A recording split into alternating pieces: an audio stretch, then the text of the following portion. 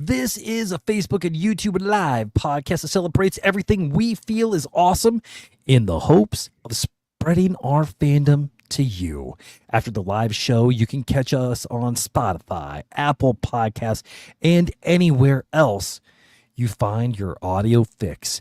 Each week, we dive deep into the hearts of fandoms, celebrating the things we love, from sci-fi to fantasy, movies to TV shows, and coming to video games, we explore the universes that have captured our imaginations and made us lifelong fans. Expect passionate discussions, in-depth analyses, side quests, and maybe even a few things hiding under the bed. Whether you're a die-hard yippee-ki-yay motherfucker or just dipping your toes in the fandom waters, Nerd Positive is the place to be.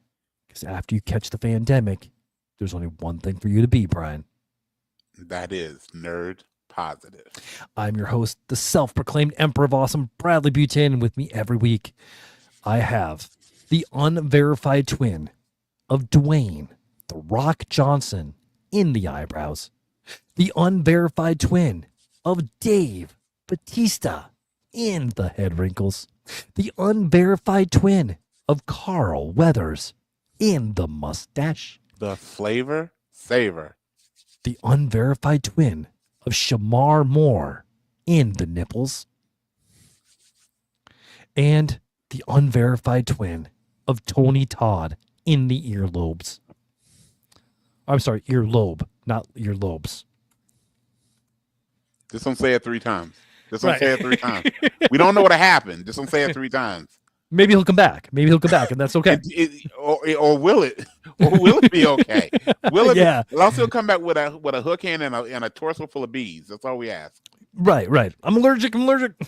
What about this? What about The Beekeeper 2? Is Jason Statham meeting Tony Todd? Dude, I think you just wrote a movie. And you could tie in that horrible Winnie the Pooh horror story because of the honeypot. Yeah, I think again, we know you're listening. Let us just write the stories. Just let us write the stories. Beekeeper 2, Blood and Honey Man. Yeah. By the way, never mind. I was gonna make a horrible joke about dating my first girlfriend on the period, but we'll stop. All right, so we'll continue. Let's go. All right. So, Brian, what are we talking about tonight? Well, first off, ladies and gentlemen, boys and girls, welcome to the Nerd Positive podcast. My name is Brian S. Dennis. With this week, the S stands for Believe It or Not.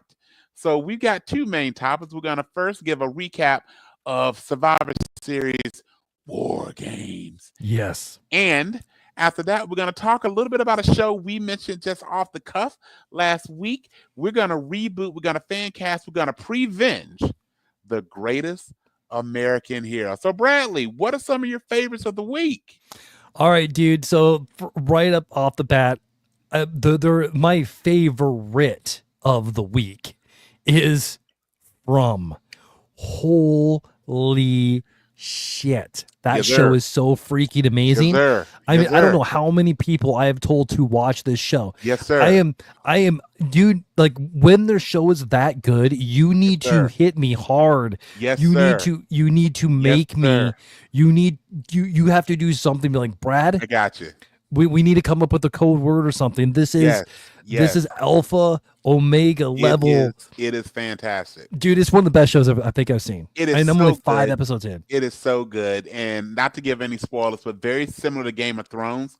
Don't get too attached to any one character. I'll just leave it at that. Okay. But it is so for those of you that don't know, I've been beating the drum hard on From. That is the entire reason why I have MGM Plus, and I actually stumbled across it.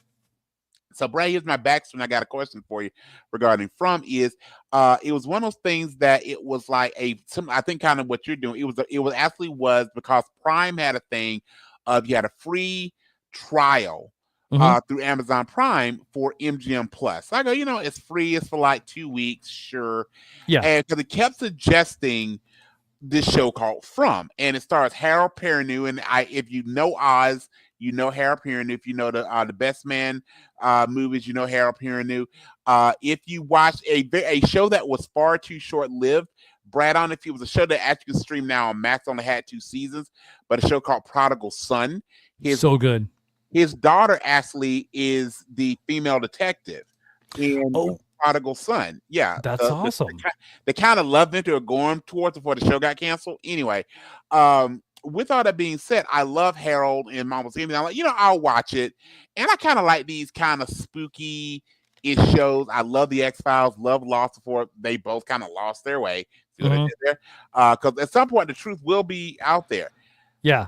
Watching from, they had me at the first episode when they show Harold Perrineau walking through the street ringing that damn bell. I was done. I was like, what is this? I will watch it through the end of time. And at that moment, some of you, I'm hooked. And of course, that first episode gives you such a slap in the face.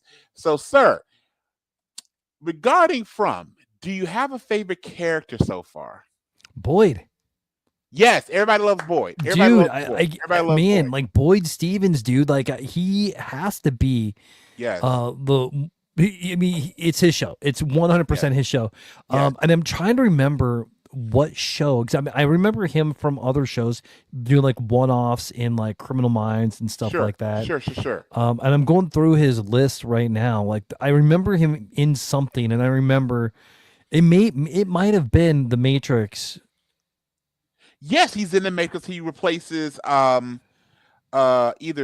he replaces Cypher because the actor that plays Cypher. So never take career advice from Terrence Howard. So actually, that to play Cypher is actually Terrence Howard before Terrence Howard. But you don't know the Terrence Howard story. Yeah. He wanted a huge raise between Iron Man and Iron Man 2 because he was the highest paid actor in Iron Man because Robert Downey Jr. had been the Robert Downey Jr. Those of us old enough to remember Robert Downey Jr. in the 80s and the 90s. That was still his rep. Yeah. So Terrence Howard got the most money. Well, Robert Downey Jr. thankfully maintained his sobriety. The movie's a hit, so he got a major raise to continue playing Tony Stark, who, by the way, is Iron Man. Mm-hmm. And now Dr. Doom. He just likes wearing metal suits. By the way, who doesn't? Right. But with that being said, he basically like, give me a pay raise, and they wound up recasting him as with Don Cheadle. Mm-hmm. Similar to after the first Matrix was a huge hit, that they're playing Cypher won a huge raise. Did not get it, so they just killed him off, and they brought in Harold as, and I forget his character's name, but they brought him in the second Matrix movie. So yes, so he's just a fantastic actor. Mm-hmm. Without me looking up, I don't remember what episode it is, but for you, Brad, have you gotten to the episode where they show how Boyd and his family wind up in the town? No. That is a first season episode that is coming very soon. Probably my first episode, which tells you a lot about Boyd, the son, and I'm going to stop there. But that is such an important episode. And again, that is a first season episode. I've seen it up and through the current end of the third season. I'm rewatching it now because there's so many clues that you have to go back. Wait. I know this is a thing from like even back to like the first episode. I got to go back and watch. So, yeah. I love when a show can have no huge star. Right. And a bunch of because it has great actors in the show. Incredible actors, yeah. But I couldn't name 5 of them. Correct. You know, and it's fantastic. He is the name star. He is the name star, and he isn't, and this is no criticism, he's not, a $40 million a movie star. He isn't. Yeah. He's typically been a supporting actor, a great actor, but a support. So this, to me, is the first thing I've seen him be the lead in. He's doing incredibly well, and as the seasons go on, it shows, which one is show that it's very well written and very well acted, is it shows what being in that environment as a person does to you long term. So I absolutely love him. I love Donna, Sarah, the family that comes to town, and Ellis is really good. Fatima.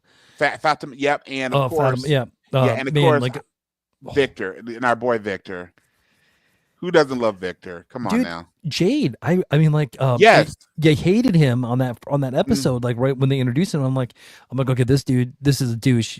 He just needs to die yeah, a yeah, terrible death. exactly. And then they develop him like just like an episode later, and I'm like, Yes. oh shit, I care about this guy. I'm gonna So, I'm gonna tiptoe. I don't think this is a spoiler, but I'm gonna tiptoe going. If you like Jade, wait till season 3. I'm looking forward to it. Going there. If you like Jade, Yeah. just as the character, wait Yeah. till season 3. All right. Fantastic. Other than that, man, I haven't had a chance to really watch a ton of stuff. Okay. Because like I mean, dude, This I think is like seriously your busy season at the theater. So yeah, yeah, this is my busy season, and then but this I know is like your Linus is out second July 4th. Yeah. Dude, yeah, for sure. But game wise, Hogwarts Legacy, I jumped back into Hogwarts because Anna wanted to create a character for Hogwarts, but she didn't want to play the game. Sure. So I started playing it. I'm like, damn it, this is a lot of fun. So created a character, Leona, which is nice. Lay and Anna. Yep. Butin, that's our character. And then comic, dude, there's a couple comics I got to bring up. Okay. I'm gonna do some mini episodes on it this week. But there's a bunch of stuff coming out. We'll talk about a little bit too. But okay, dude, Black Canary, best of the best, #1. Really? Okay. The whole comic is about her fighting in a ring for charity against Lady Shiva. Nice. What a freaking awesome sell. Nice, dude, and that made me think like this would be the perfect Marvel versus DC book. You just do a battle between the two, and you illustrate it with some words, and you just illustrate the crap out of it, and you just, dude, it would be so freaking good. Lady Shiva is one of those really underutilized characters. And that's one of the things that in the world of DC, it's very much Wonder Woman, and then everybody else. It's basically Wonder Woman, Catwoman, and then everybody else. Yeah. And they have so many characters that are really underutilized. Lady Shiva's one, Black Canary's one, Cheshire's one. I mean, depending on the writer, Power Girl and your depending on but the thing is also there's inconsistency. Batgirl gets a lot of inconsistent writing. Power Girl and Supergirl get really inconsistent. Yeah. And just the whole that we could do a whole show on the female members of the Bat family between Batwoman, Huntress, Batgirl, and sometimes the overly convolutedness of like who's who again. Yeah. How many ways can we spell Cassandra? Yeah, but and Kane. Facts. So it's so awesome to hear that and that sounds that would be a really good story. And I'm a big Black Canary fan. So and obviously you can't talk about Black Canary, and this is gonna be my question is so since it's got so much Black Canary in it, do we get any Green Arrow sightings?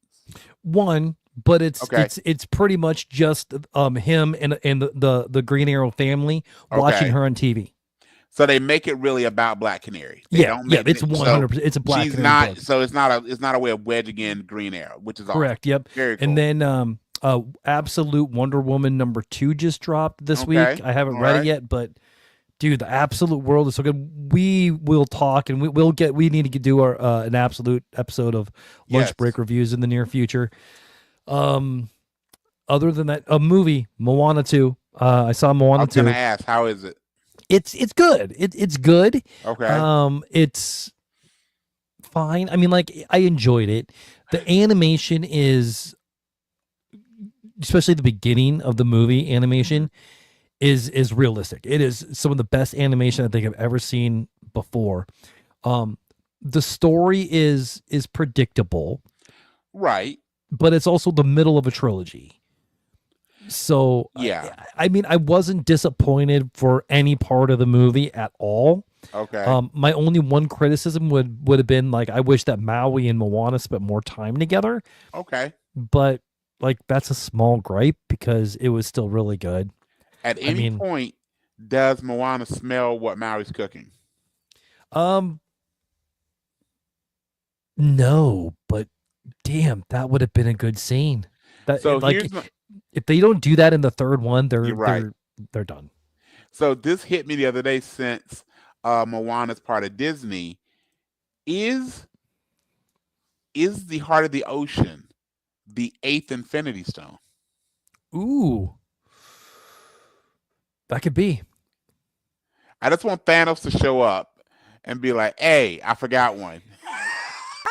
That'd be so cool. I'll take that. Yep. Yep. I'm seeing a future What If episode. Like, just have like Maui and Moana show up and Thanos like teaching Thanos how to surf or something. Right. So yeah, absolutely. Oh, and by the way, how do we not have a Moana Lilo Stitch crossover? Like, show me that Moana is Lilo's, great grandmother or something. But yeah, they've got how they don't have those intersecting. They have to. People to say like, well, they're both in the island, so they have to intersect. Yeah, that's what I'm saying, because they're both on the island, they have to intersect now. So somehow. Also, Skeleton Crew comes out tomorrow. So Star Wars Skeleton Crew. I mean, Acolyte wasn't good. Cannot wait. But this guy's Jude Law. I mean, like, and if you're gonna do a Star Wars show, and lost Force sensitive kids, trying to make it to safety, with a it seems like he's like a Jedi who survived Order 66, or like trying not to be a Jedi. Right, and Jude Law plays Broken very well. Jude Law plays Broken very well. And that's what we want. That's what we want. Absolutely. Creature Commandos comes out this week.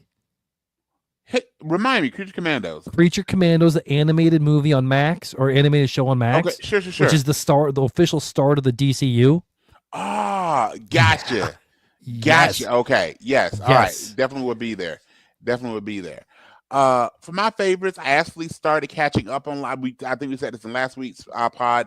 Is that we both love Lioness season 1. We've just been so big on all the other things. We haven't caught up on Lioness season 2. Lioness season 2 is, I want to say at this point, I think I'm 4 episodes in. It might be better than Lioness season 1. I will tell you, the first episode is so good, and I'm gonna try and be respectful how I say this. As someone that is not a veteran, as someone who's never had to pick up a weapon in defense of this country, and I respect everyone, including you, sir, that has done that. That first episode shows, I'm sure it's 1/10, if that, the reality of being in what a firefight is when you're just a human being. Like, it does a great job of, yes, these are specially trained badasses who are also human beings, and they introduce a character who is this. I think his name is Cody, and I can tell you they had me at Cody when they say it, because Cody is a veteran. They show them tacking up, so he's got like the kinesio tape on one shoulder. He's literally putting on a brace on one of his knees, and Zoe Saldana goes basically, "Shouldn't you retire?" And he goes, "You said I'm too old for this." And then she goes, "Yeah, kinda." And he goes, "You know what they say about old soldiers?" She goes, "What? Old soldiers are old for a reason." And he is the most badass character. And at the end, without me spoiling too much of the first episode, she goes, "I understand what they say about being old soldiers." I'm like, this dude was like, hey, if I ever had to pick someone, I understand it's an actor playing a role, right? But they do such a great job of him just being someone that respectfully has seen some shit and he knows what to do. And when you're in a situation, oh shoot, I don't know, I have to Google it. I didn't recognize the actor. He's first of all, the guy's buffed as hell. Like, he's wearing a wife beater, like, as he's tacking up. And I'm like, dude, I don't know how old you really are, but I kind of want to be you at some point. So, oh my God, it's Taylor Sheridan. Is it really? It's Taylor Sheridan. Oh, that is awesome. Which is even better. Oh, and for those God, that are unfamiliar, so Linus is created by Taylor Sheridan. Taylor plays Cody. And hey, if I was writing, I made myself a badass character too. But he pulls it off. I mean, just wow. And we are big fans of Taylor Sheridan shows on the show. If you haven't figured that out, Taylor Sheridan, Samuel L. Jackson. Yeah, absolutely. The other thing of it is, and then I'll move on to my other favorites, is they also do a great job.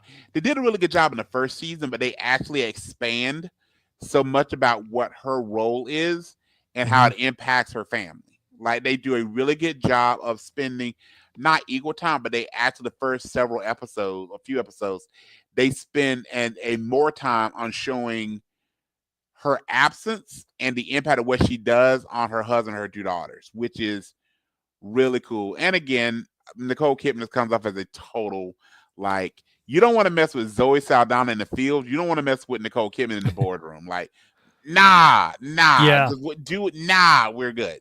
Okay, Have you seen the trailers for Baby Girl? I have not. Oh, do yourself a favor. I will check that Do out. yourself a favor. I will check that out. Yeah. We're going to see Baby Girl. We're Gotcha. going to go see Baby Girl. The other two that I think are really good would be I don't know if you like From. I don't know how long you're going to keep MGM Plus. Check out Earth Abides. Very good. Okay. Very, very good. And then the last one, which is on NBC/Peacock. So if you want to watch something that's lighthearted, again, very similar to Superstore, is kind of in the vein of Scrubs, is St. Dennis Medical. Very good show. Very much in the vein. Very much in the vein. Yes. What were your thoughts on St. Dennis Medical? Yeah, I saw it. It's in my queue. I haven't pulled the trigger on that one yet, but yeah, I've been looking for very similar to Scrubs in that it's very funny, sometimes silly, but then it always has that great moment regarding if you work in the healthcare field. I mean, all those things. And I got to give David Alan Grier credit as, again, someone that carries very funny. If you know and live in color, you know David Alan Grier. He is kind of the Dr. Cox of this show. And based on the Dr. Cox, he seems very burnt out. He doesn't care until he shows you that he does. And again, just very well done. So very well done. Awesome. All right, sir. You want to talk some war games? Dude, let's talk some war games. I have a couple of thoughts, and my favorite match is not the one that I thought it was going to be. Well, that's going to be my question after we run down the card. So let's run down the card with war games. So there were 5 matches total, but when we did our predictions last week, there were only 3 that were announced. So I'm just going to cover those 3 first. Then we'll talk about the next 2. So starting off the match that started off the card, which was the women's war game match. You got Team Rhea, which is Rhea Ripley, Bianca Belair, Naomi, Io Sky, and Bayley versus the Judgment Day members of Liv Morgan, Raquel Rodriguez, as well as Nia Jax, who is the WWE Women's Champion, Tiffany Stratton, and Candice LeRae. I forgot to mention that Liv Morgan is the WWE Women's World Champion. This match, what we both said we want to win was Team Rhea, and who we thought win was Team Rhea, and we were right on. Team Rhea won by Rhea pinning Liv in that match. Now, this is going to sound horribly male gaze, but I got whoever, and I'm sure whether it's women or costume designer, I really want to thank you for Tiffany's outfit and for Rhea's and for Liv's outfits. I really appreciated that. That made the match even more enjoyable for me, and I've never wanted to be a cameraman so much in my life. So thank you, especially in the cage. Especially in the cage, right? Like at some point they go, we talked before, like Dominic Mysterio, who gets paid to be Rhea's ex, Liv's current boyfriend, and is married to a gorgeous woman. And wrestles like once every 6 months, it feels like. And is actually decent in the ring. There's some matches that when you're the WWE camera person and you get this match versus, I don't know, Bronson Reed versus Otis, you got to be like, hey, that's not fair. I won today. Okay. It's going to be a match on Monday Night Raw. Exactly. All right. Other matches, we'll go through just what happened and we'll talk about our thoughts. Yeah. Gunther defending the world title versus Damian Priest. We both said that I stated that, we both said we thought Gunther would win, but I wanted Gunther to retain. You are a big Damian Priest fan, and you wanted Damian Priest to win. Gunther retained. And then by actually having, and we don't see this much, Gunther actually uses the old school sleeper and wins matches with it. He actually defeated Priest, I think maybe twice with the sleeper.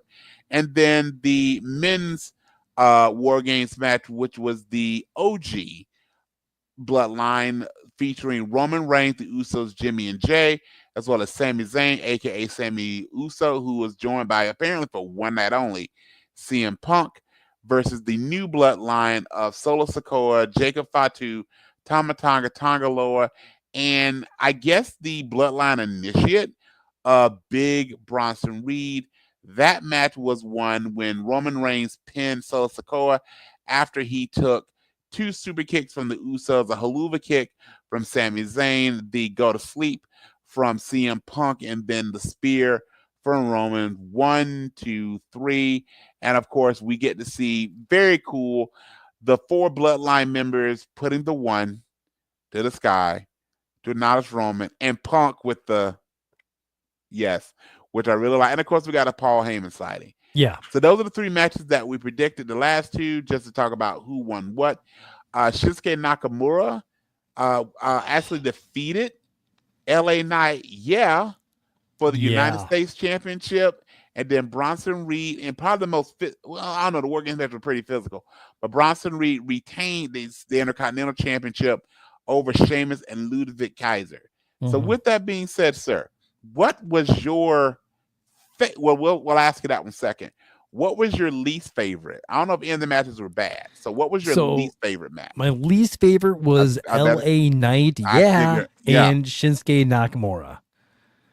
The fact that Shinsuke comes back after 7 months and he gets a belt is horseshit on a hot day in Arizona.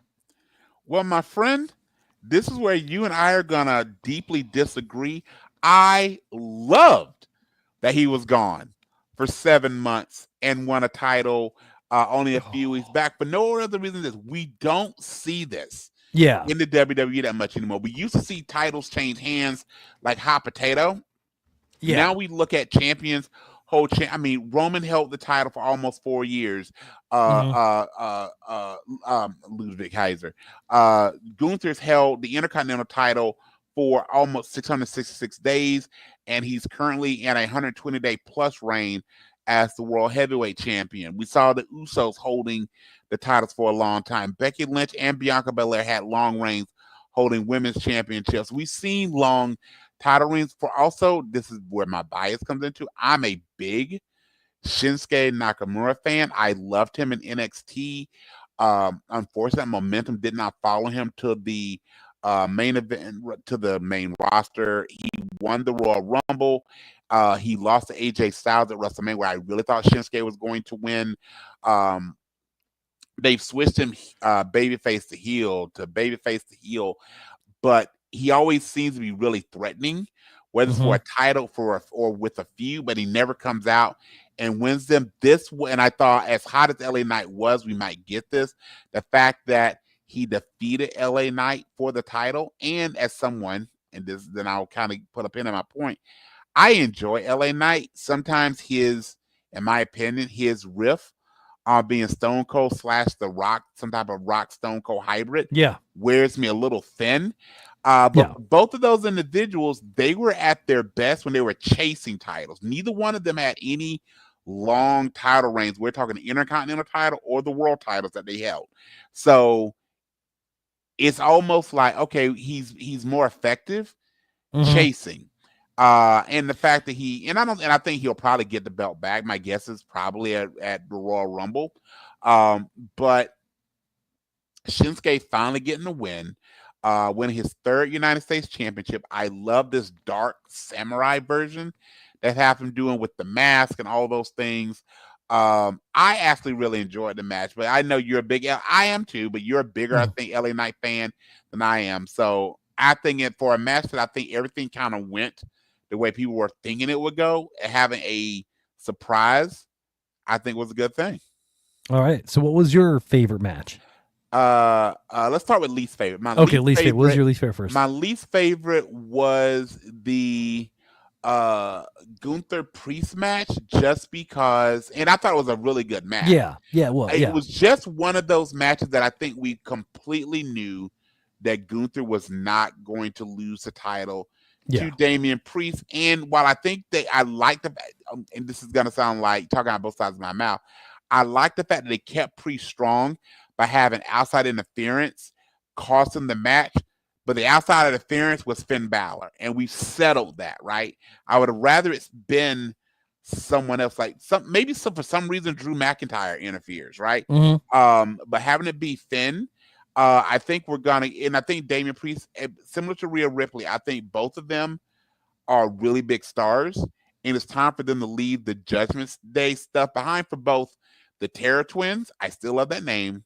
Oh yeah. And the Judgment Day. Like, they gotta separate that, so all the members of the Judgment Day, as well as Damian Priest and Liv and Rhea Ripley, can have their own stuff.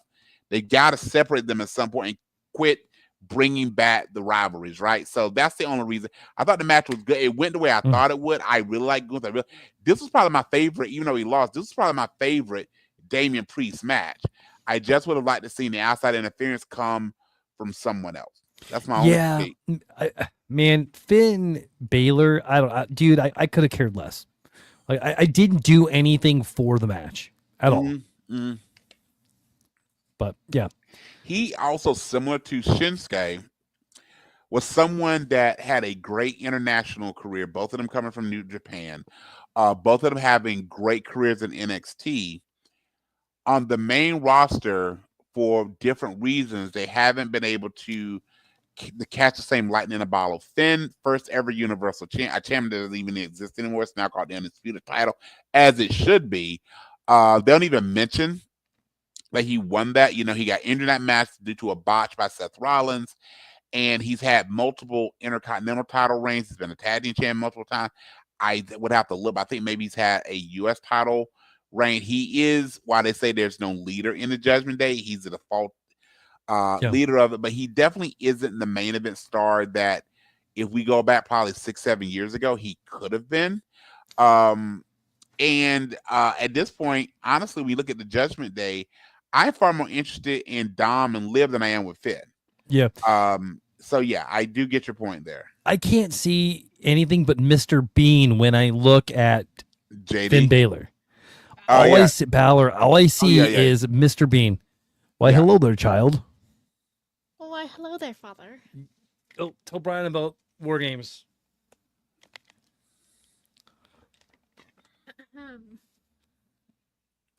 Oh. Hold on. Oh, hold on, apparently. Don't break them. They're already broken. You broke them a long time ago.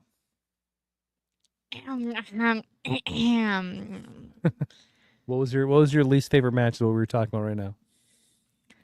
My least favorite was the LA Knight versus whatever his Shakira Nakamura. No, Shinsuke Nakamura. Shakira, his hips do lie, so it is not Shakira Nakamura.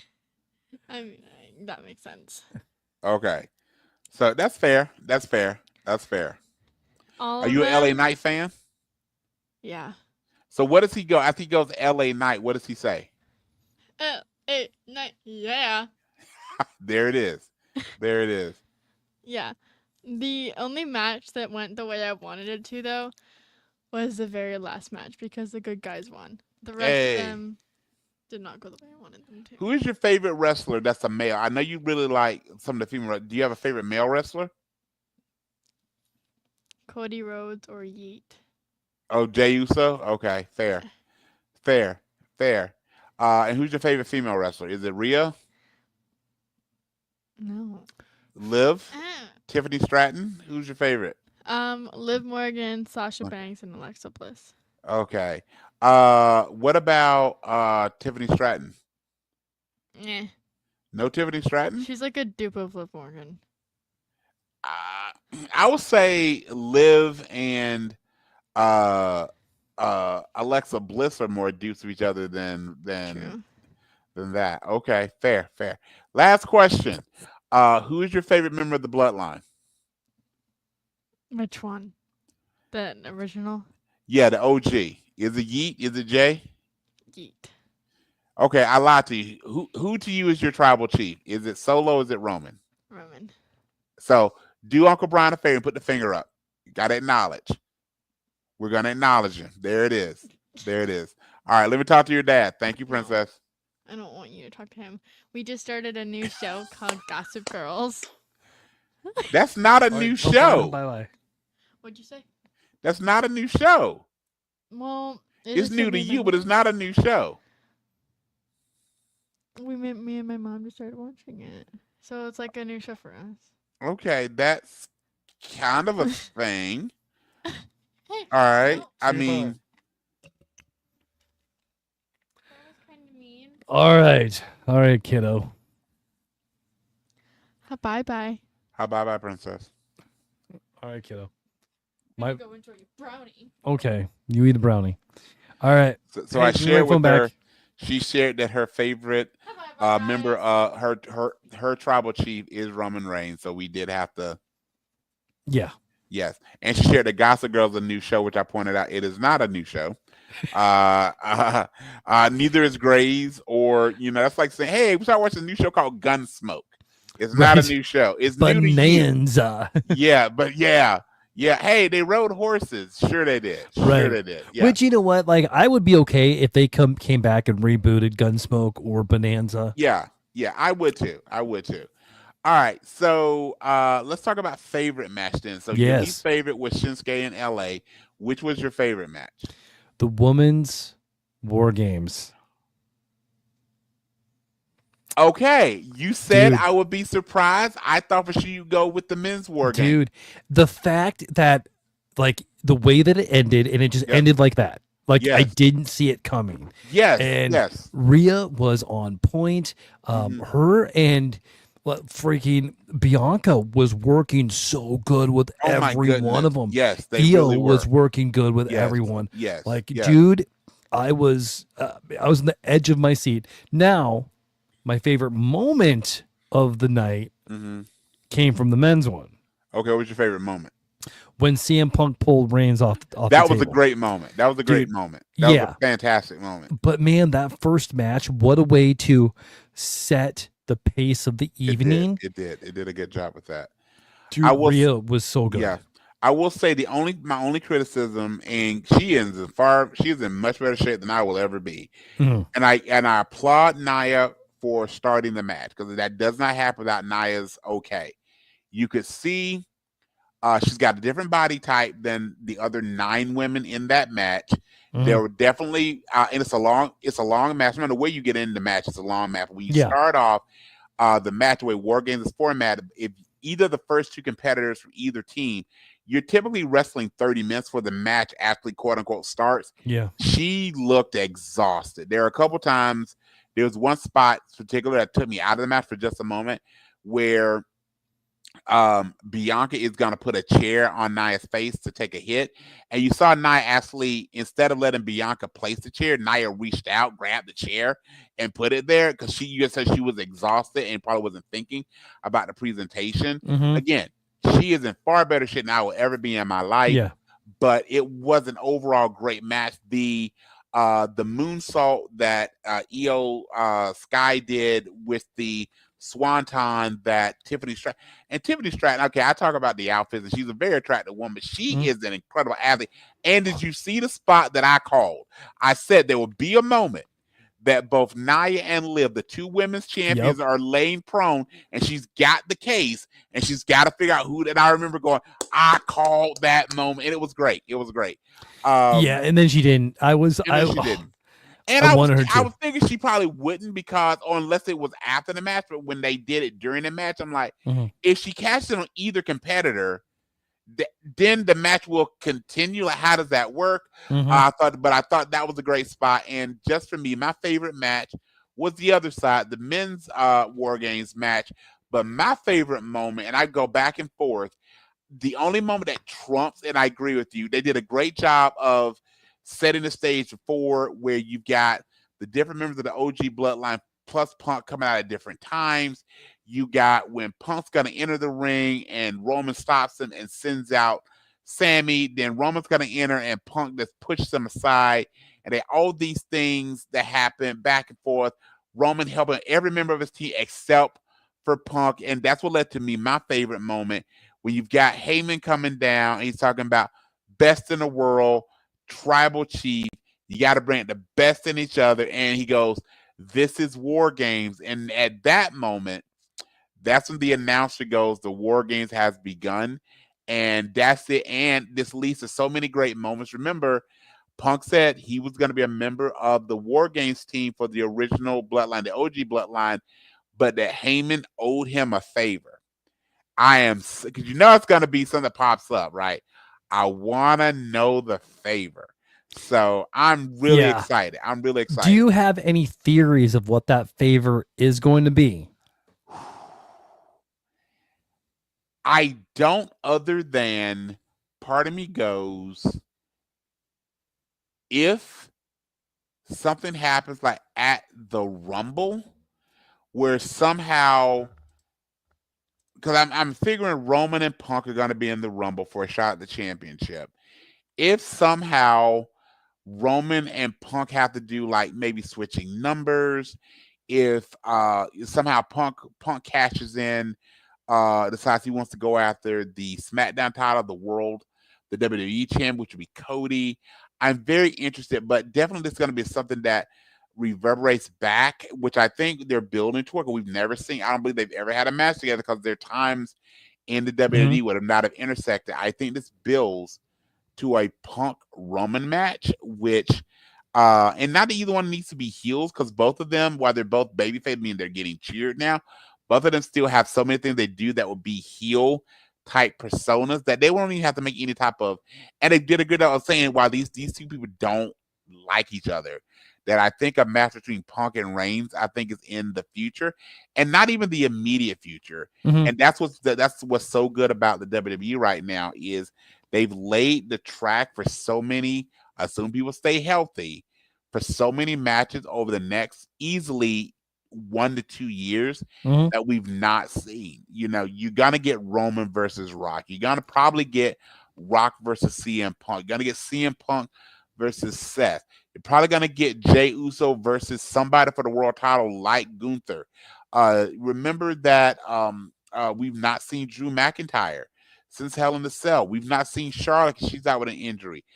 We've not seen. Remember that Becky Lynch.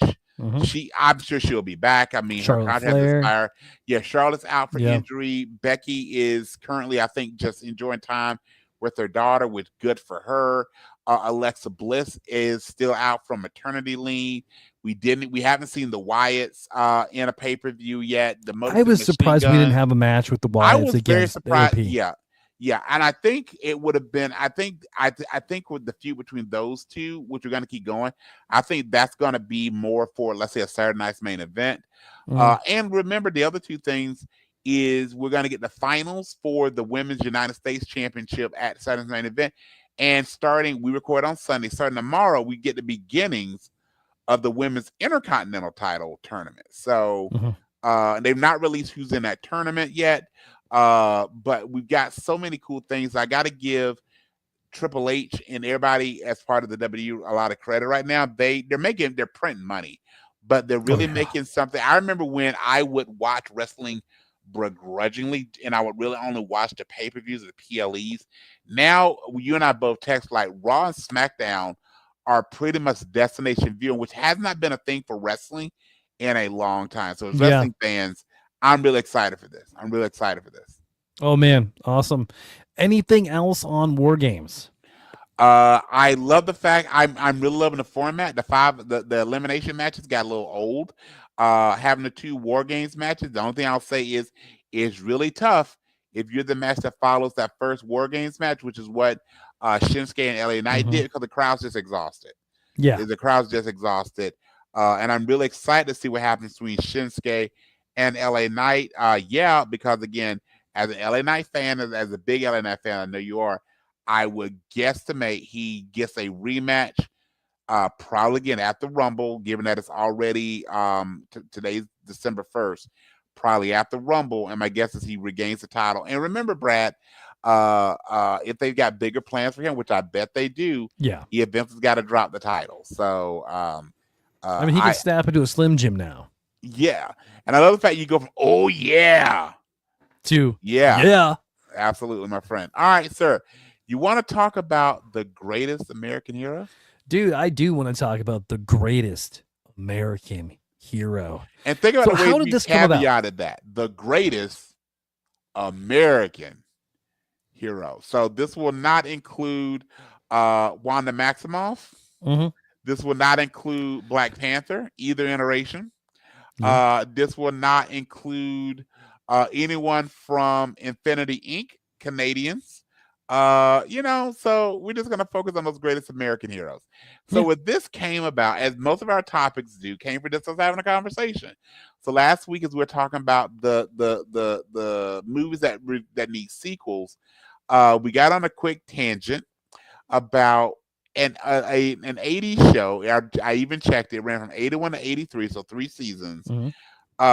Of on ABC, a little superhero show called The Greatest American Hero, and how that should be rebooted in today's time. We have so much superhero fantasy content from both Marvel and DCU and a few other things that are floating around. So you and I are going to reboot it. We're going to prevenge it. But before we do that, Bradley, I looked up 7 possibly little known facts on the greatest American hero. Would you like to Hit hear me those? with it.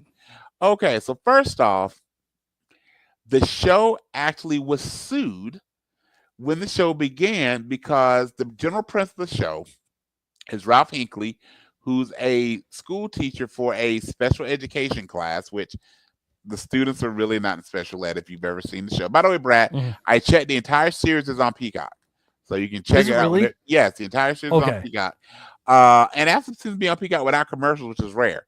But with that being said, the suit gives Ralph Hinckley all kinds of superpowers. DC actually sued the show, saying that the powers and the representation, the presentation of the greatest American hero was too close to Superman.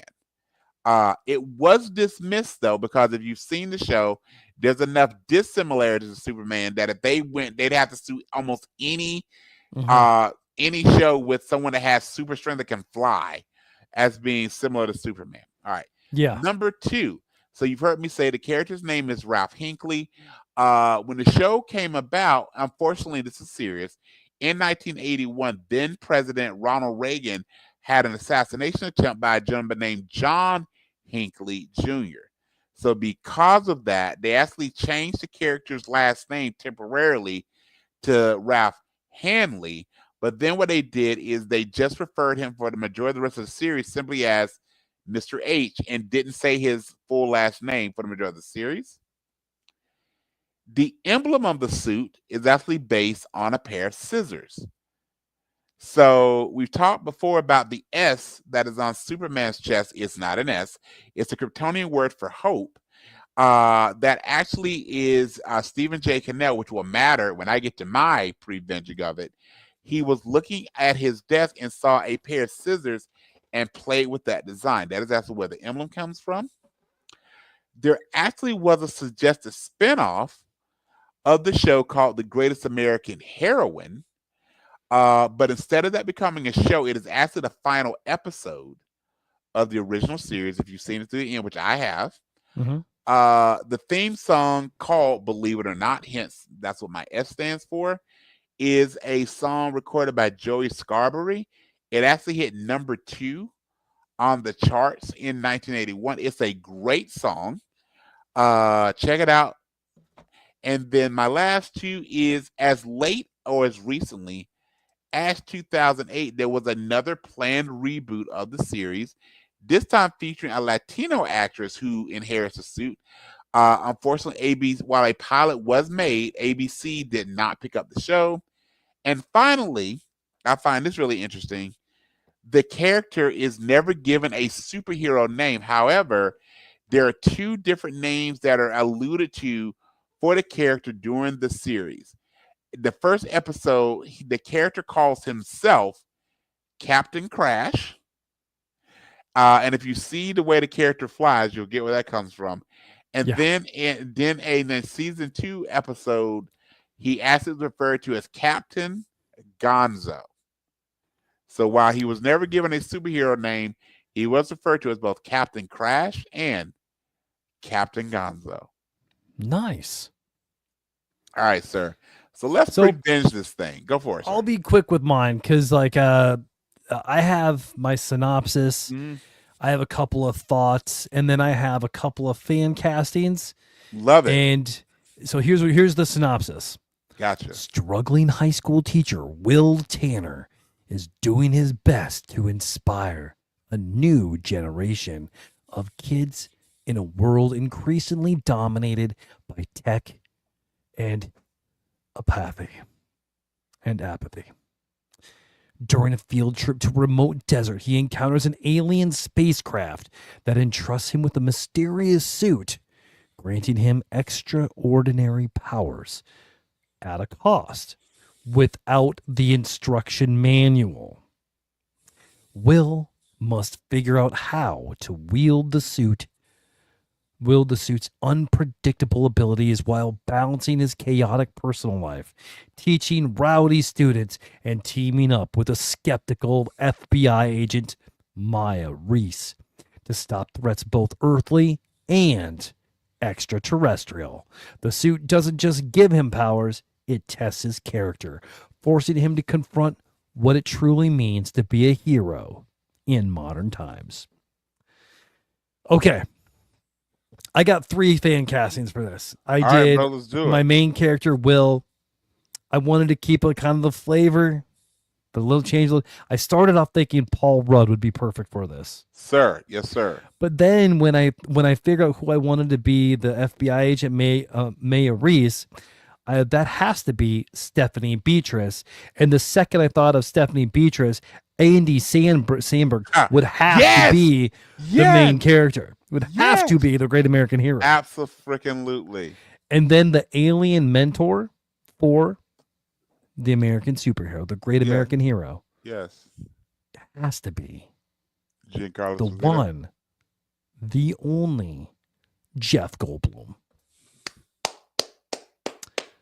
Jeff, can you imagine Jeff Goldblum as an alien mentor, but won't tell the guy how to do the things, just that he can do the things, and he breaks things, and it's Andy Samberg in the suit, and he's got his hard-nosed FBI buddy who, dude, I want it, man. Sir. All right. Love it, flipping love it. All right. So mine is not as succinct as yours because I was doing a little research and it got my brain spinning on an entire universe centered around the greatest American hero. And primarily because of the co-creator of the greatest American hero is a gentleman by the name of Stephen J. Cannell. And for those of us that remember any part of the 80s, whether you know it or not, you probably loved a Stephen Cannell show. So with that being said, here is my Fandemic Revenge of the Nerds nerd positive fan casting of the reboot of the greatest American hero. Ralph Hinckley, a graduate geology student, is in the California desert doing research for his doctorate. Returning home, he witnesses the crash of what appears to be an alien spaceship. He arrives and sees a large alien craft attacked by masked and heavily armored militia members whose weaponry seems to be extraterrestrial. The alien craft is defended by brave U.S. special agents. However, outnumbered and outgunned, by the end of the battle, both the militia members and the U.S. special agents are either dead or dying. Suddenly, the crash-landed alien, who is also severely injured, calls out to Hinckley telepathically. The alien explains that he is the ambassador of a race of interstellar observers who grant special suits to emerging planets at critical points in their development, where they are given the choice and the tools for advancement or extinction. But they are not alone. Within the observers, a small but powerful faction of non-believers have risen to power and don't think that humanity is ready or deserving for such power. These radicals sabotaged the handoff of the suit to the human that had been recruited and trained to receive the red power suit. Because there's no time to find and wait for another replacement, Hinckley is judged worthy and given the power suit. Just as the instruction manual is to be given to Hinckley, the last member of the militia sacrifices himself and sets off a bomb that destroys the alien craft, the observer, and the manual. However, Hinckley is protected by the suit, which has magically surrounded him. Shortly after the explosion, Bill Maxwell, the partner of the original planned recipient of the power suit, arrives and agrees to be Hinckley's partner and offer him protection. Fast forward to a week later, Hinckley reports to a chapel located at 21 Jump Street. He is told that his new government cover is that of a high school science teacher based out of a nearby school that is the same location as an elite covert operative team that investigates crimes involving teenagers and young people due to their youthful appearance, as well as a team of alphas, or A team, which take on impossible tasks around the globe. Among his many adventures, he even meets up with a grizzled former member of the team who goes by the call sign, the Renegade. This would be the Stephen J. Cannell universe, because Stephen J. Cannell, along with creating The Greatest American Hero, created 21 Jump Street, created Renegade, and created the A-Team. Dude, the Renegade was so good. So good, man. So good. Dude, I remember Johnny Sixtoes, right? Mm-hmm. Johnny Sixtoes and Lorenzo Lamas, who got his start from freaking Grease, the jock in Grease. And then, dude, that long, everybody wanted to be him. Yes, facts. Yes. Dude, is he still doing anything? I wonder anymore. I have to look. I mean, he's got to be in his 6 or 7 at this point.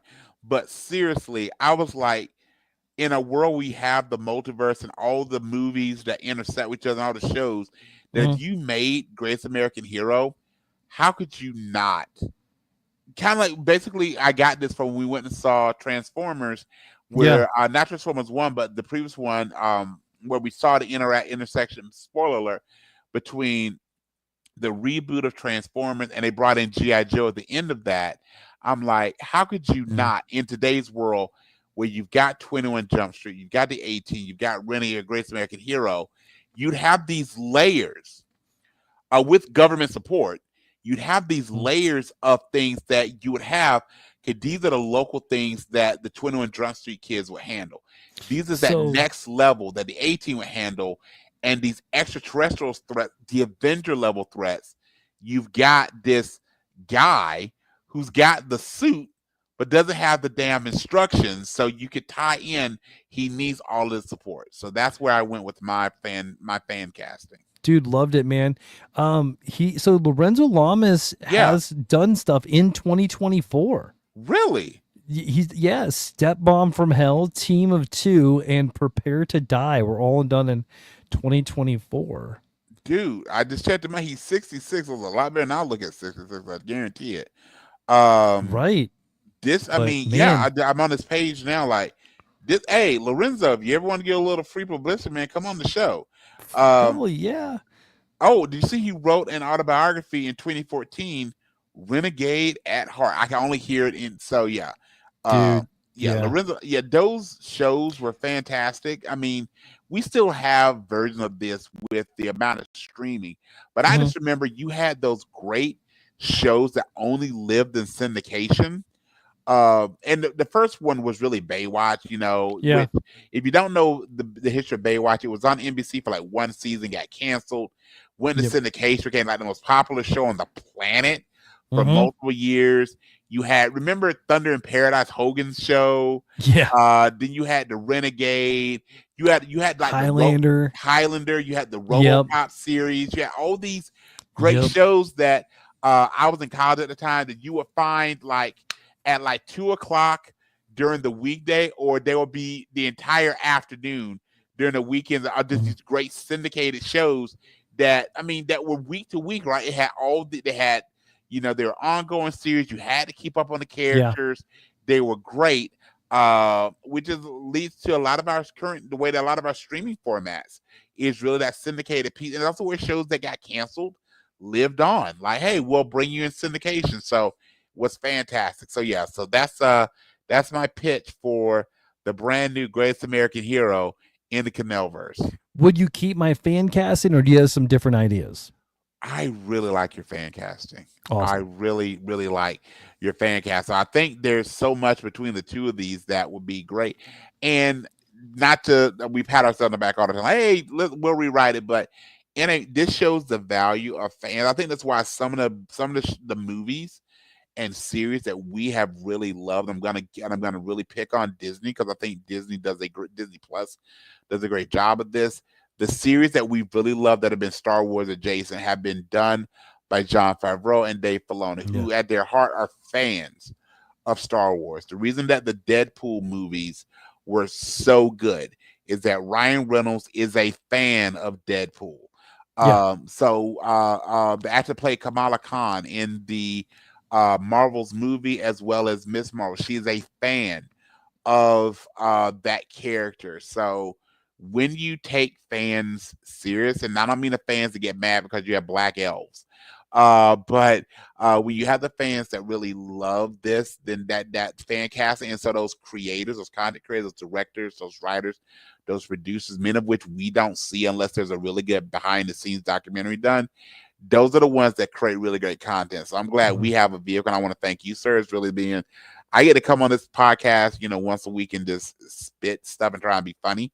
But you and other folks that really create that content avenues where fans have a voice is just so vital to keeping a lot of things that we love not only alive but growing. So so nerds, stay positive. There. Nice. Yes, sir. All right, man. It's time to play some games. Let's play some games. All right. So you want to go first? Or want me to give you my worst clues ever first? You know what? I want to do my game. Constellation. Though. I want to do my constellation. You see the glee in your face. I'm like, all right. So you are either gonna get this right away, okay, or it's gonna take you a while. Okay. All right, because my constellation, they're on the same planet. Okay. So which means they starred together in a movie. Oh, okay. Okay. So there's no stars between them. Wow. All right. And it was also a pretty good segue here, because there's an actor who is one of the voice talents in Moana 2. Okay. And he's also been in a lot of other things. Sure. So Brian S. Dennis, I need you for the constellation tonight to connect to Maura Morrison. Okay. And the one, the only Ryan Reynolds. Really? Okay. Yeah. Is it Green Lantern? You got it right away, man. Yes, sir. You got it right away. Okay, I wasn't sure, man. Can you name his character in Green Lantern? Oh, hang on. He's pretty important. I can see him. Oh God. I know you know it. know it. Oh God. It's one of those things like who played what is hang on. He's pretty much the daddy of Hal Jordan. Yeah. Oh Jesus. Hang on. Oh, I've been Sir. Yeah. I could see him, but I couldn't think of his character's name. Yeah. I was like, because again, as much as I love the Green Lantern, my head always goes to Sinestro when I talk about like the others. Pink alien? Yeah. But then I know, obviously it's not. I was like, what is his name?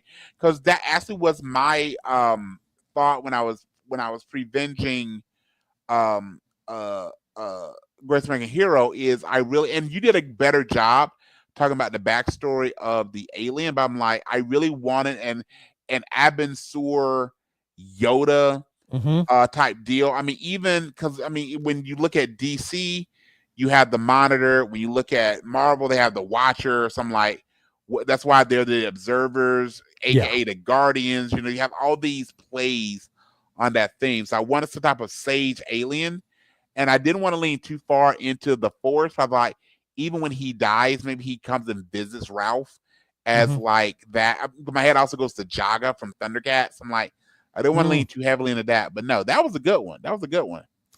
Yeah, dude. So Tamora Morrison is pretty much the daddy of Green Lantern and Arthur Curry. Nice. Yeah. Nice. All right, man. Dude, right. You did well. Okay. I knew it was either going to go one of... Does that make Green Lantern and Aquaman siblings? I mean, yeah, I think so. Okay. All right. Very cool. By the way, Namor versus Aquaman. And I mean like old school Aquaman, not the fishhook hand guy, not the broken guy, definitely not the Jason Momoa guy, but old school blonde riding the seahorse Aquaman versus the first mutant. I'm gonna have to say Namor. Yes. Just because Namor's got a little thing going on with Sue Storm. Facts. I mean, the storm is a brewing. The storm is a brewing. The only thing that will make it a little weird if Namor had those little wings on the other parts of his body too. However, newer versions of Aquaman can kick the crap out of Namor. Yes. I don't know, dude. So like Namor the Submariner, man, I don't know a ton about him. Okay. I mean, like he is the original mutant. I mean, like he's the original mutant. I mean, so he's a mutant. So he's an Atlantean, but and he's from Atlantis. Yeah. And even within that, he is a mutation of the Atlantis species. Hence, he can breathe air. He's got the wing. He's got the wings on his feet, so he can fly. He's got which again, if you look at those little wings, like they can make you fly. Sure. But yeah. I mean, he's always been a secondary character. Yeah. He does his best stuff with if you get a chance to read any Invader storylines, that is when he's at his best, because that is him really showing Atlantis as a world power. He's long lived. I mean, he makes his debut during World War II with Union Jack, the original Human Torch, who was an android way before, again, his possible brother-in-law, or at least his hookups brother. I liked how Wakanda Forever took Namor and playing with the 100%. Name, but you're right, and I like how they handled, that they took it from being Atlantis, where again, this is, and I'm gonna get on soapbox. This is where a lot of people talk about representation matters. Is that if you look at the history of comics, no matter where they're from, they live under the ocean, they come from the moon, whatever. Everybody is a different version of white people. Versus like, okay, no, they wouldn't look like that. They wouldn't talk like that. They wouldn't, all these things, which is really great. So when we saw how Wakanda Forever, which itself is meant to be a more universal view of people with how they handle Wakanda as a whole, how they handle, again, the Submariner character, and again, the other people that live under the seas with them. But yeah, absolutely old school Namor kissed the crap out of old school Aquaman. I give you updated Arthur Curry can minimally hold his own, if not beat up some Namor. And one of my favorite, and I'm forgetting the name of the DC animated movie, and I think it was a comic book as well. But I love the versions where they show Aquaman and Wonder Woman actually showing Atlantis and Themyscira had a treaty, and actually making Aquaman and Wonder Woman a thing. I actually like that pairing more than I don't like Wonder Woman and Superman. That to me seems silly. And Batman and Wonder Woman, why would he? I mean, she would break Bruce. Yeah. She would. You think Bane broke his back? Just stopping there. All right, my friend. Right. Are you ready? That signal is up, buddy. Yes. That signal is up. Could you imagine that? Like Robin trying to come home, and then the bat signals up, and like, crap. Boy, I can't go in. Damn it. Yeah, Wonder Woman. after like leaves him a plate on the step, like Master Grayson. Yeah. First off, you're the ward of a billionaire. You probably own hotels. Go Mm-hmm. find a spot, but you can't. Or the mansion's got probably 30 rooms. Just don't go to the East Wing, dude. Right. I mean, unless you brought Wonder Girl around. Like, Mhm. come on, let's talk about this, Bruce. Come on, man. We're Or like bros. or let's do this. You can see this is horrible. Seeing Bruce go, no. Kind of like back to the Scooby Doo thing. Like whenever they're out on a mission, Bruce puts Starfire on his team. Like no. She needs to no. She's to hang with bats. Yeah. Yeah. You go hang with Plastic Man. That's what you go do. All right, Dick. Yeah. That is the one thing that Clooney did well as Batman. Is Yeah. that one he always put a little extra emphasis on calling Chris O'Donnell Dick. I'm like, that's what you would do. That's what you would, because they had to be more brothers than father son, Mm-hmm. and that's what you would do. All right, Dick. Okay, so are you ready for my game that I'm ready. give you tonight? All right. So I was thinking about, I wanted to play on the whole idea of movies and characters, but also again where my brain works of fan casting and other things. So I thought I'm gonna make a game that I think is just a horrible game that one of my best friends in the world, I'm gonna subject you to, and I'm gonna own it and tell you what it's called. It's called The Worst Clues Ever. So I have a series of 3 clues regarding significant parts of a movie. So I've got level 1, level 2, and level 3. Each level has 3 clues. And I'm just curious if you can, based on the 3 clues at any level, figure out the movie. Now, we'll give you a hint before we get started. So this is a movie, because we're recording the Sunday after Thanksgiving. We hope everybody in our universe had a great, happy, and safe Thanksgiving. This is a movie that takes place at Thanksgiving. So again, I've got 3 clues for each of the 3 levels. So there's 9 total clues if you need them all. And this series, if you can figure out the movie that I'm talking about. And again, your hint at the beginning of it is, and you can take as many times as you want to, but it is a movie that the movie takes place at Thanksgiving. Okay? Okay. Set of clues number 1 of level 1. This movie features a poor black child, a buck, and luggage. A poor black child, a buck, and luggage. Is it Uncle Buck? It is not. Okay. But I will tell you were close. So your brain is working the same way. Is it Planes, Trains, and Automobiles? It is Planes, Trains, and Automobiles. I knew it was John Candy. The buck was like, okay, all right, I got it. It's got to be John Candy. All right, so let me give you the next set of you can answer, but here's level 2. A scoundrel, a bobsled coach, and a blizzard. Fair. And level 3, which I thought would have sold it, so I tried to make them a little more straightforward. The third one would have been an amigo, a mog, and a pillow. So it's half man, half dog. I'm my own best friend. So if you know, your own best friend. So if you know Plane, Train, Automobile, it stars Steve Martin and John Candy. So Steve Martin famously was in The Jerk, which that movie starts off with Steve Martin going, I was born a poor black child. John Candy starred as Uncle Buck, and the whole issue with Planes, Trains, and Automobiles involves luggage. Steve Martin was in Dirty Rotten Scoundrels. John Candy starred in Cool Runnings as a bobsled coach, and the movie takes place during a blizzard. And finally, Steve Martin, one of the 3 amigos. John Candy was a mog, as you already said. And of course, my favorite scene from Planes, Trains, and Automobiles, where's your other hand? Between 2 fluffy pillows. And Bradley, those aren't pillows. Dude, Dirty Rotten Scoundrels is such a good movie. Did you ever watch? I have not watched that in years. They made an updated version with Sandra Bullock and I forget who else was in it. Yeah, they don't call it Dirty Rotten Scoundrels, but it basically is. Hang on, let me find the actual title of it. But it absolutely is and I mean, once you watch it, The Hustle. That's what it's called, The Hustle. So it is Sandra Bullock and pardon me, Sandra Bullock and Rebel Wilson, which most people know Huh. from the Pitch Perfect movies. Sandra Bullock is the Michael Caine character, while Anne Hathaway. I'm sorry, it's not Sandra Bullock, it's Anne Hathaway. I'm sorry. So Anne Hathaway is the Michael Caine character, while Rebel Wilson is the Steve Martin character. But it absolutely is a play on Dirty Rotten Scoundrels. I mean, it most definitely is a remake of that movie.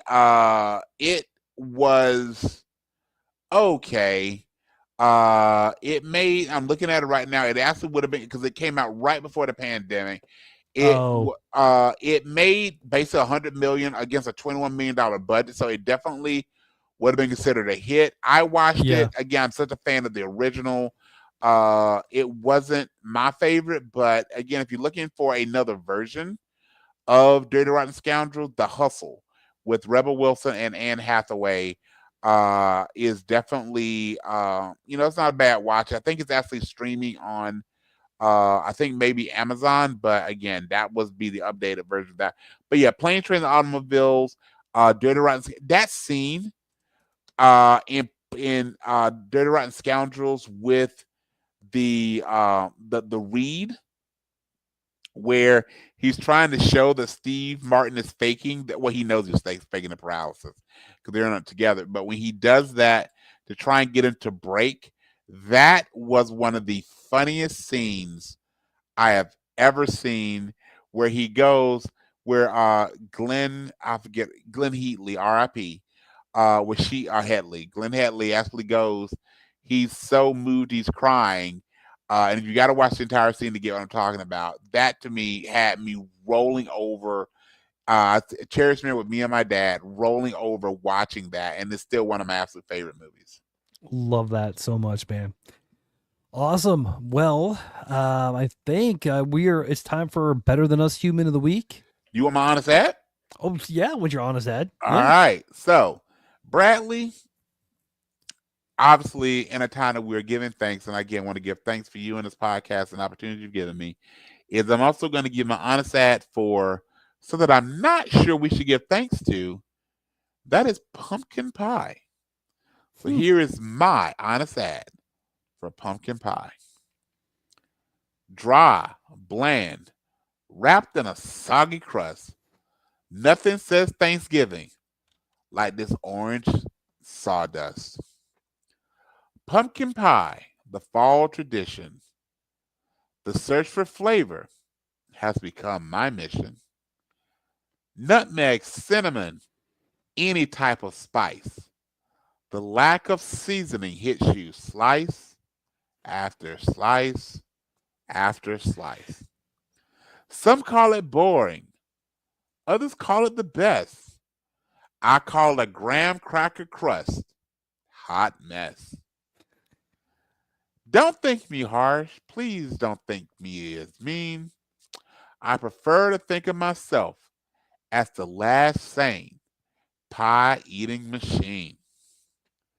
Enjoy your turkey, ham, and rolls of bread. While you're eating pumpkin pie, I'm going to imagine Rhea Ripley is hiding under my bed. Love it, man. Okay, so question for you. Yes, sir.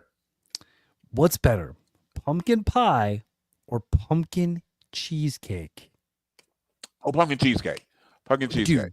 Dude, 100%. Pumpkin cheesecake is so good. It is. As a general rule, I am not a cake eater. I am a pie fan and a cheesecake fan. And yeah, I've never had, and I'm sure there's such a thing. I would be hard pressed to think of a version of cheesecake that I don't dig.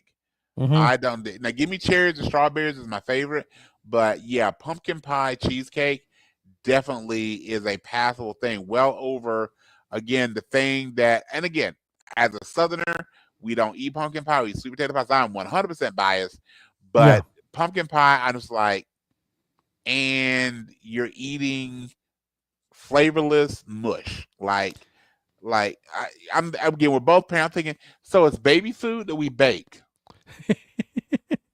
Yeah, you're right. And Yeah. I still, to this day, have not tried sweet potato pie. Dude, okay, you will like it. Okay, if you get a good one, by the way, if you ever just want to get a store-bought one, I got it. Again, we don't get any money for this. The Patti LaBelle sweet potato pie that you can find at Hy-Vee and most decent-sized grocery stores is really good. It's not as good as homemade, but as far as a store-bought pumpkin pie, it's pretty damn good. So I would just say, if you just want to take a flyer for like $12, go to your favorite decent-sized grocery store. The Patti LaBelle, named after the singer, her pumpkin pie is actually not bad. Not bad. Okay. I mean, not pumpkin pie. Sweet potato pie. Yeah, yes, sir. Yes, sir. All right, sir. Let's do our Better Than Us Humans of the Week. All right, man. Well, my Better Than Us Human Being of the Week is, again, my 22-year-old daughter. Because she was home alone in Seattle on Thanksgiving. And kid, I love you. You're nursing a broken foot. You're by yourself. You're 22. Yeah. In the city, thinking about you always. So yeah. Better Than Us Human of the Week. Did you protect her from Joe Pesci and Daniel Stern? I think they'd be scared. I'm pretty sure Kendall can hold her own. Kick her butt. In Home Alone. Yeah. So you gotta imagine Daniel Stern's career arc. You go from getting beat up by a kid to being caught with an affair with Lisa Simpson in City Slickers. By the way, if you didn't get that reference, Yeardley Smith, who is the voice of Lisa Simpson, to being actually a little known but actually not bad movie with Damon Wayans called Celtic Pride. So Daniel Stern had quite the career arc. So check those out. For my Better Than Us Human of the Week, I got to give it similar to on the same kid vein. I want to get up to my son Brendan, who actually this week starts his final class at Iowa State University. He'll be finishing his master's degree. He's got one class left, buddy. I am he's definitely at work right now, buddy. I am extremely proud of you.